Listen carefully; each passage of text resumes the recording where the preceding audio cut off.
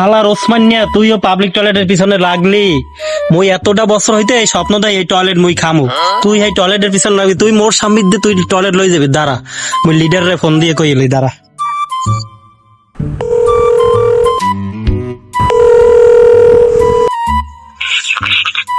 আসসালামু আলাইকুম লিডার।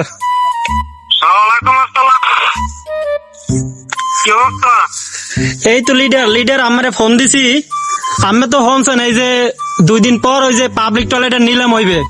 এখন এই মুই এই এতটা বছর হইতে এই দলের পিছনে কি না করছি লিডার, হ্যাঁ তো আমি দেখছেন কত জেল জুলুম অত্যাচার নির্যাতন সহ্য করছি।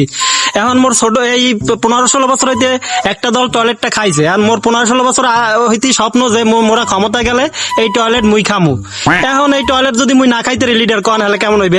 এই টয়লেট আমার জেবিলি হোক মোরে খাওয়াই দিতে হইবে।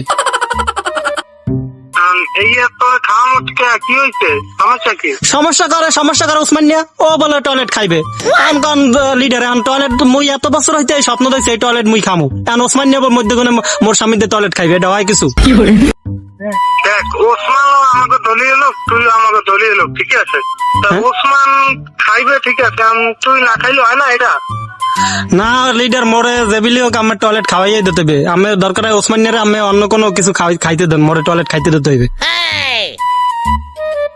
কি করবো ভাড়া, একটা ঝামেলা তো ফেলাই দিলি লিডার। আমি তো জানেন যে এই দলের জন্য আমি কত ত্যাগ স্বীকার করছি, আর এই মোর এই স্বপ্নটাই এই টয়লেট খাওয়া।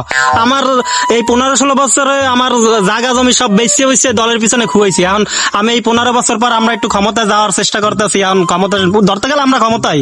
এখন যদি এই টয়লেট মুই না খাইতে পারি, এই টয়লেট না খাইতে হলে মুই এই রাজনীতি করিয়ে মোর এত বছর কি লাভটা হইলো লিডার?